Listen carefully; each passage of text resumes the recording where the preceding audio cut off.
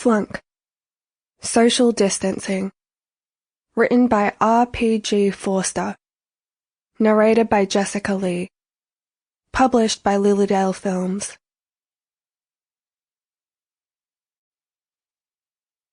Chapter 1. I'm just kind of in a different headspace, okay? There's something about the phrasing of a rejection that stays with you, especially when it comes from someone you care about. The words marinate in your brain, the flavor gets stronger. We're always told not to dwell on negative things, but like so much in life, that's easier said than done. Maybe it's so that we can learn and grow. Maybe it's because our brains secretly enjoy self-inflicted pain. I know all about that. It was 5 a.m. as I lay awake in my hospital room. A few weeks ago, I would have tried to get back to sleep, but I've since learnt to embrace the insomnia. The room was nice enough. TV, bed, a couple of chairs and a bedside table with a laptop. The faint smell of a chemical cleaning product.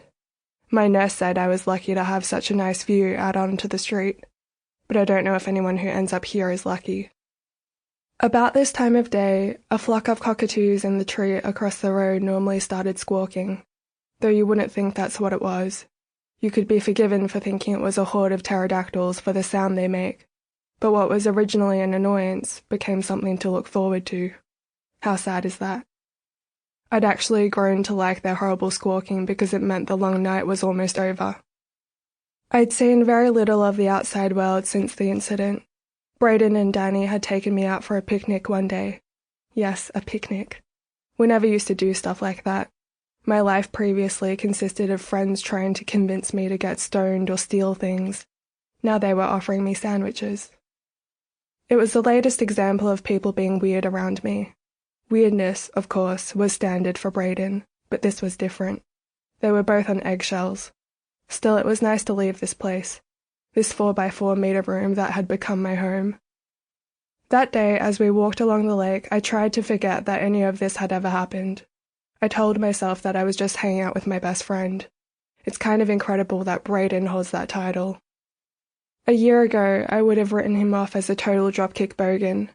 It wasn't just his appearance, an overuse of hair gel and loud clothes that awkwardly hung from his gangly frame, or his smell, which was either too much or too little body spray. It was his attitude. He loves winding people up, pushing their buttons. With me, he had more than enough ammunition. Rug muncher is the phrase he used. Tact was never Brayden's talent, but beneath the cocky attitude and claims of banged 2 chicks last night. Sample complete. Ready to continue?